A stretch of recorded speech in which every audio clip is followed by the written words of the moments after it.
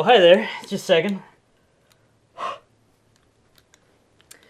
Today we are going to educate you on masturbation.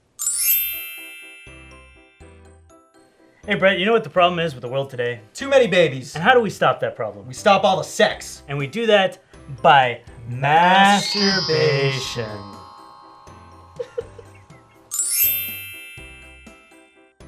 Part of the setup is that people tell you to use these.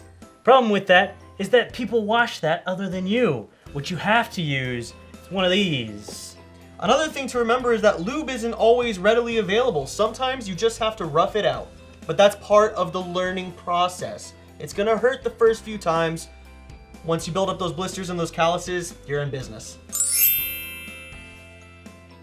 If you're lacking in material, sometimes you just need to use your imagination. Don't be afraid to think of something fun. Especially when you don't have Wi-Fi or cellular. The most important part of any venture is location, location, location. Bathroom stalls are a great place. You can't get caught in there, and even in your own home.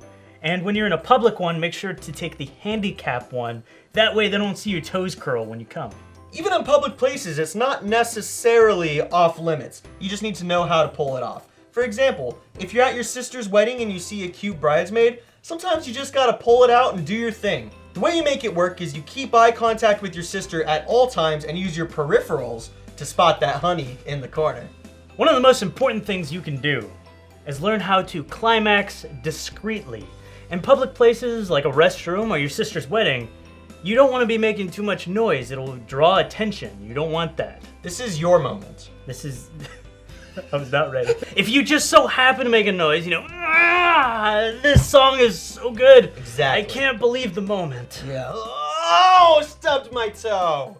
Perfect examples of what you can do. Now the final and most important step is knowing how to clean up after yourself. If you're in the restroom, just flush and wash your hands. If you're at your sister's wedding, know that semen makes a fine substitute for hair gel. Spike that shit. Otherwise, you can use a sneezing technique. Just, oh my god, sorry, I've got something here for you. Clean that up. So there you have it. Keep it secret. Keep it safe, and most importantly, keep those babies off our streets. good night.